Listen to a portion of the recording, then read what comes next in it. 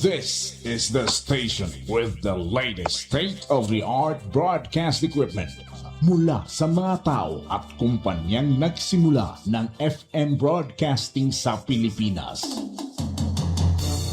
Now they are back to make broadcast history once again. Sumasang papawid sa buong bansa. Ito ang News Radio Nationwide.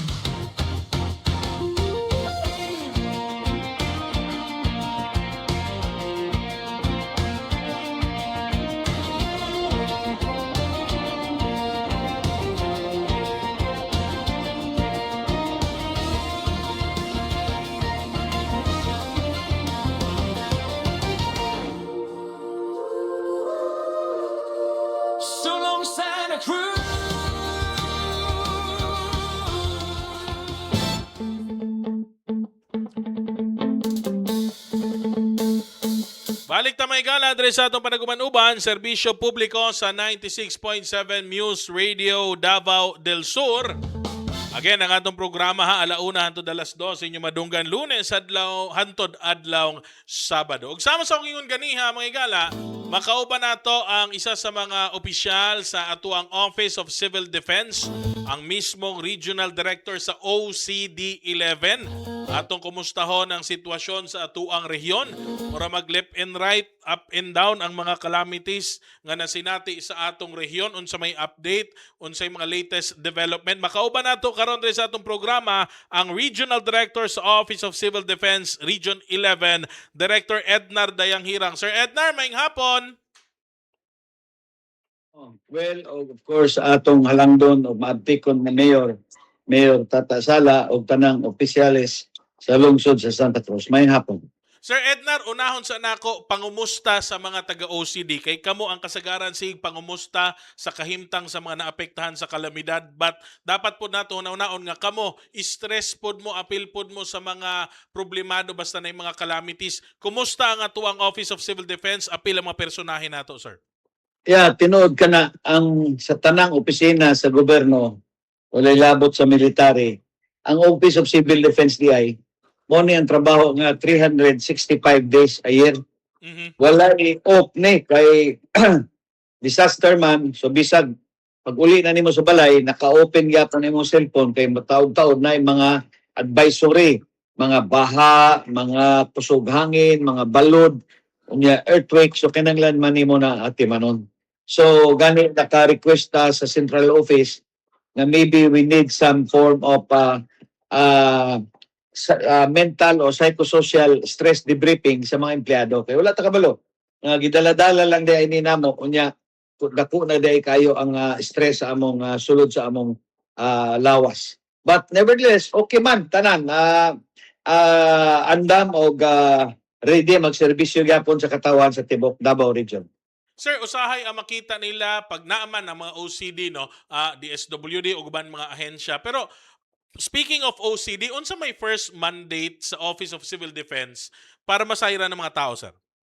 Well, ang mandate sa Office of Civil Defense, kung tanaw nimo sa Republic Act 10121, mao gyud ang mag-lead, no? Kami gyud ang mag-lead para makabot sa ato ang katawhang Pilipino ang gitawag nato disaster resilience o gitawag nato sa Binisaya pa kalig-on batok katalagman. So mo na purpose na kami ang mag-lead sa mga ahensya sa gobyerno nga naa under sa MOA. Pananglitan sa Davao Region, ang naas under sa MOA pinaagi sa Regional Disaster Council, no, dili na OCD. Sa Regional Disaster Council nga mao ako ang chairman, mao ang 5 ka probinsya sa Davao Region o siyudad sa Davao plus 48 ka lungsod o mga siyudad na mga component city para Digo City, Mati City, Igacos, anak. So 48 ka na. Plus 44 ka mga ahensya sa gobyerno gikan sa DSWD, DOST, DILG, sa DOH, RAFP, no? Army, Air Force, Navy, Coast Guard, PNP, o uban pa. 44 ka na. Kami ang mag-lead sa ilaha. Unsaon pag-lead? Pinaagi sa pag-coordinate, no? conduct of training, paghimog advisory, paghimog guidance, paghimog mga instruction kung unsay dapat himuon depende sa kahimtang sa lugar nga naigo o maiguay pa sa atong disaster. So mo na role na mo, no? Para makabot nato ang kalig-on batok katalagman. Mao nay ang amo ang mission base sa Republic Act 10121. You mentioned coordination with different LGUs around Region 11. But reality, sir, dili pantay-pantay og capacity, dili pantay-pantay og pondo ang matag LGU. How difficult it is for OCD na i-standardize nato ang resiliency sa usa ka LGU kung kulang-kulang ang pondo, usahay kulang-kulang pod ang ilahang kaning abilidad, sir? Correct, tama na. Mao gani na nga ang OCD nagpadayon og paghatag og mga capacity building training sa tanang ahensya sa government, especially sa LGU. Gani karon na ato'y bagong strategy. Dili na nato unta dalahon sa hotel ang mga tagtulo upat ka buok nga opisyal sa lungsod para mag-training. Kung dili kami na mismo ang mga to sa lungsod para i-training ang katibok ang LGU. Kaysa akong namatikdan mang Godwell, diri sa Davao Region, pananglitan na disaster. Pag-abot sa disaster sa isa ka lugar, ang tagalungsod, ang mga municipal officials headed by the mayor, mao may magtinabangay. Karon kung upat lang kabuok lang ang lima kabuok lang ang na-training, unsay mahimo sa lima, unsay mahimo sa upat. So murag kailangan bag-o nato ang strategy sa capacity building all LGU gyud. So mo nang hangin ako sa mga mayor pod pagka organize mo og training, kami na mag-provide sa mga trainer para matrain nato ang tanang official sa LGU. Matag opisina na ay representative. Gikan sa Office of the Mayor, Municipal Administrator, Budget, Engineering, MINRO, Municipal Planning, ENRO, Department of Agriculture, Social Welfare, o uban pa ng mga national agencies nga naa nagtrabaho sa inyong AOR. So trainingon nato sa usa ka venue diha sa inyong lugar. Uban man gud ginahimo lang ni excuse para makasuroy, makapuyo og mga hotels usahay ang pipila ka mga official sa LGU. Now, it is a good move, Sir Ednar, na kamunay mo bisita, bringing the OCD down to the LGUs. Mao gina, mao na ang sa tanaw nako relevant kayo nga intervention nato. Kay sa capacity building na. Diri po sa response well, naapod po yung mga rekomendasyon gani paabot na ko ng mayor kung pwede man ang ato ang training sa mga responder puro level na, no? At sa karong dod barangay disaster response man. Okay ra nang barangay disaster response kung dugo lang mga purok. Pero na may mga lugar gyud nga taglayo kayo mga purok, unya mga tao dito sa bukid layo kayo, lisod na maabot sa taga barangay. Mao na ang akong rekomendasyon ginahimo na ni sa Oriental, ginahimo na ni sa Del de Oro, ginahimo na ni sa Del Norte o sa City Government of Davao na mo recruit mo og mga responder sa kada purok tapos i-training nato og community-based disaster risk reduction management o kanang gitawag nato og community responders training para mismo sila maka taga-purok man gid sila nagpuyo og naay mga pangitabo dito sila na mo responde. Importante ni sir kay kumbaga kaning mga localized landslides, localized flash floods, usahay isa ka purok nagbaha na ang uban partes barangay dili pa eh. That's why it's very important, sir. Yes, mao ganina all puroks should have a responder. Unya ang mag-manage ang barangay kapitana. Siya na mag-manage sa mga responder pero naa na dito daan sa mga purok kay taga dito man siya. Sir, unsa ni imo ang gi-launch nga Resilience Information Caravan? Ang Resilience Information Caravan nga nahitabo mga duha na ka semana ang nilabay. Ang media sa Davao atong giimbitar, no? Para gi-inform nato about sa daghang matang sa disaster, no? Gani ang main message nako dito sa Caravan is that ang yuk nako ang mataga media, kung pwede lang unta palapdan pa nato ang pag-discuss, no, sa mga taga-government. Dili kay sa kasagaran sa media manggod, magisgot sila ang incident lang ang nahitabo, no? Unsay na landslide, pila ka buok balay na guba, pilay namatay, pilay na angol, inana. Okay man na kay we have to report that. Pero dili ta mo undan diha. Isgutan unta nato, kapitan. Unsa may imong himuon diha naman mo'y 20 ka balay diay nga naa sa nagpuyo sa kilid sapa unya og mabahaan na, mabapareha karon nabaan. Unsay plano na i-relocate ba na nato o butangan ba natong flood control? O mayor ba? Unsaon nato mag-relocate ba ta og mga tao o ato bang palapdan atong mga kanal, ato bang butangan flood control ang mga sapa o kananglan magdugang training ang atong mga sakop. So I hope the media can go beyond murag investigative journalism ba nga dili lang reporting bitaw sa incident. Because kung dili nato mapartner ang media, mag-unsa man lang 28 ra mi kabuok. Mag-unsa man lang ang disaster officer pila ra sila kabuok. Kumpara sa libuan ka tao ang mga naminaw sa katibok ang Davao Region. 5 million dapat ka tao sa tibok Davao Region. So moto ang information karaban na gihimo nato, gihimo nato mas lalong pa ang pagpartner sa OCD ngadto sa mga media practitioners nato diri sa Davao Region. Sir, we are usahay ginakalampag nato ang mga LGUs tungod reactionary ang ilahang lihok pag nay mga kalamidad. Pero base sa imong gi-mention, murag appeal ang media dapat kalampago nato kay usahay reactionary na lang pod kami na mga media, ga-react na lang mi sa mga nahitabo eh. Tama to imong ingon nga we should be resilient. Dapat kita appeal tas kampanya nga mamukaw sa mga tao. Correct. Tama gina. Mao na purpose ako ang mensahe dito sa Karaban. Nga kabalo magkawel panahon bitaw sa kusog pa kayo NPA, partner natong media. Yes. Buntag pa nagkita-kita na taon, nagsabot-sabot na taon saon sa mga mensahe. Effective man kaita basta magpartner ang government as the media. Pero ang akong tambag sa media para dito sa Oriental nagkaraban pod dito nga magtuon pod mo kung unsa mga about magtudlo man ni sa inyo. So naghangyo ang media karon dito, mag-organize sila, itapoko nila ang ilang mga tanang media, magkandak og training dito. One day training lang gud, tudloan nako sila unsay mga dapat isgutan panahon kabahin aning disaster resilience. For example, sir, bird's eye view lang sa mga mamahimong unod sa imong mga itudlo or i-seminar sa usa ka sakop sa mga media, sir. Parang nita, aduna tay mga baha, adunay malansay, mga landslide. Unsay dapat himuon sa gobyerno para dili na malandslide, dili mabahaan ang mga tao. Unsay kanang butang ta na kini na ako'y listahan diri mga purok ni pila ka tao ang nabutang sa delikadong lugar. Identified na ni sila daan.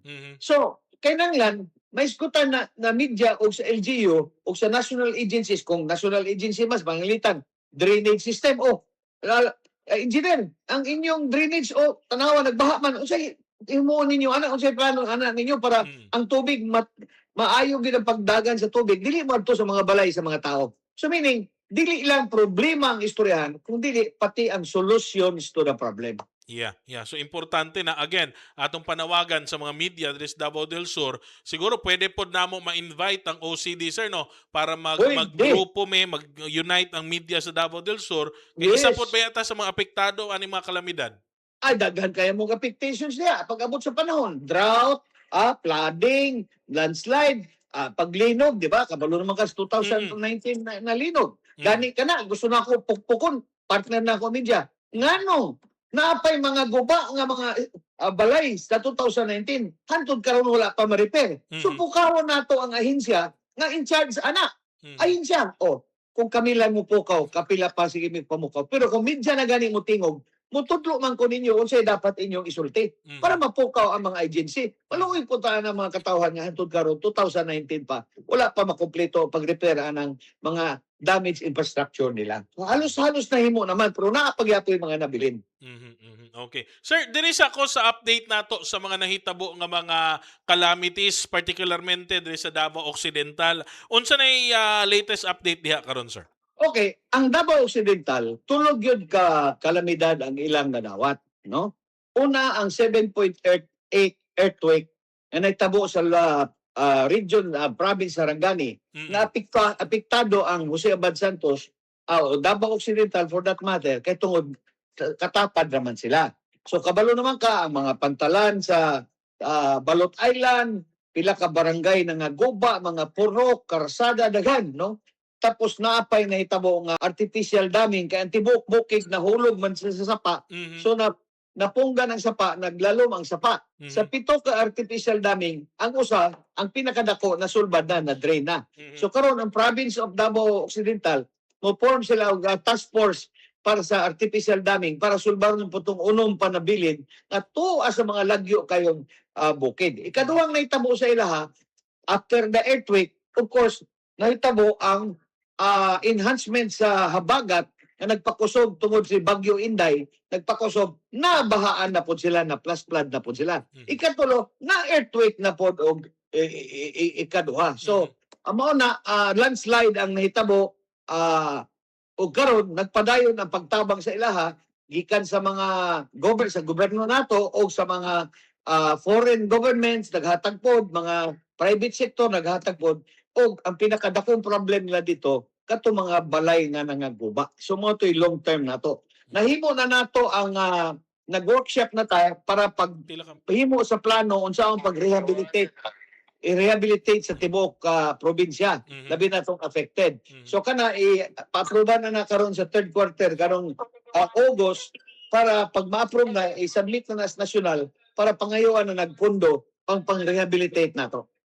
Sir, naay mga siyempre ang Davao Occidental karon, particularmente kadtong mga municipalities na naigo, nagadawat sila mga donasyon tabang gikan sa government and private sector.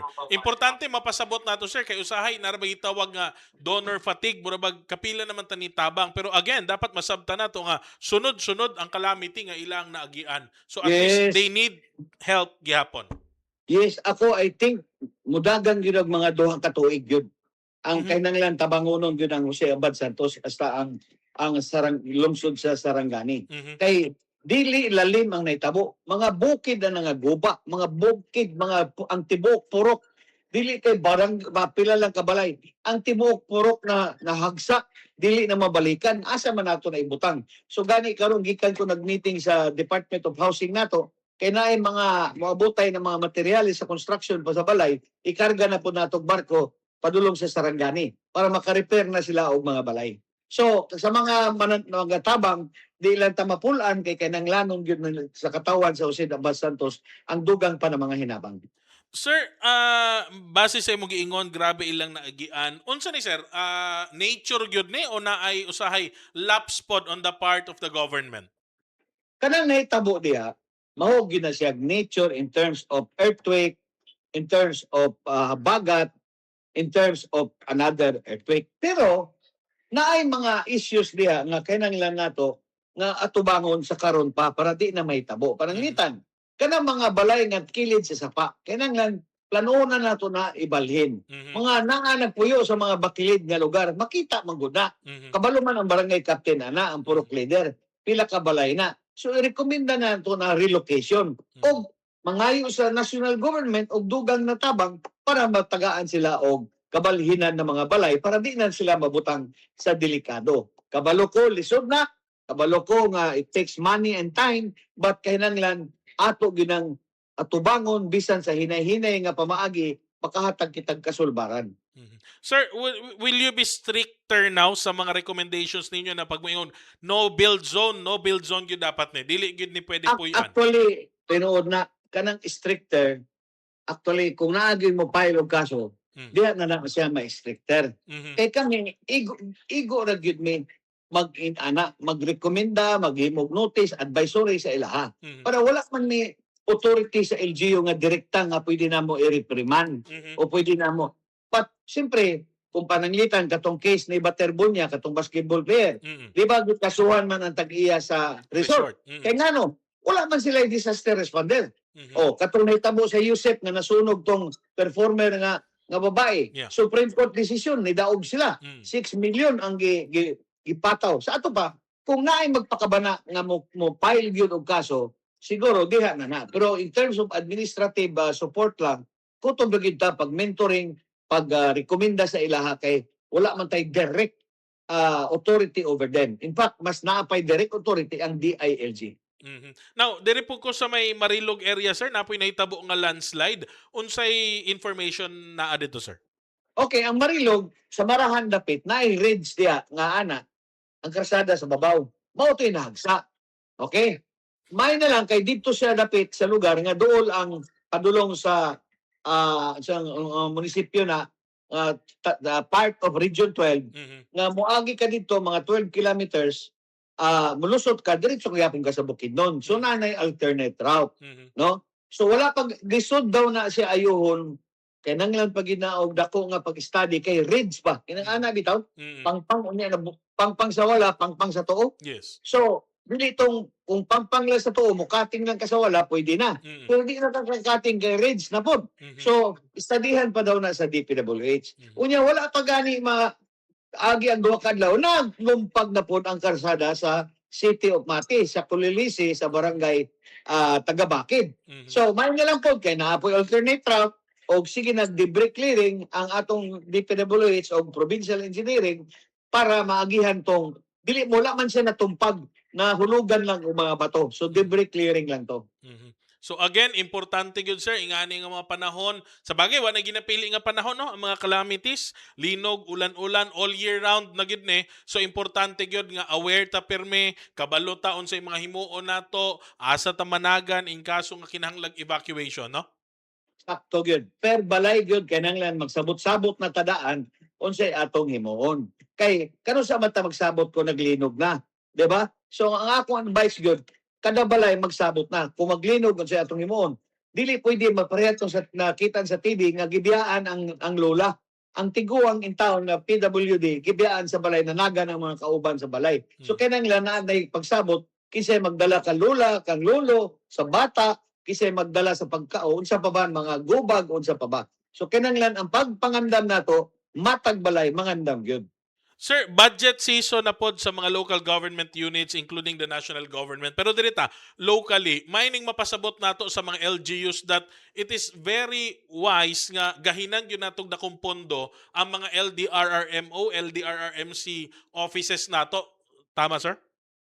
Ang in fact naatay recommendation kay amendment man karon sa local code.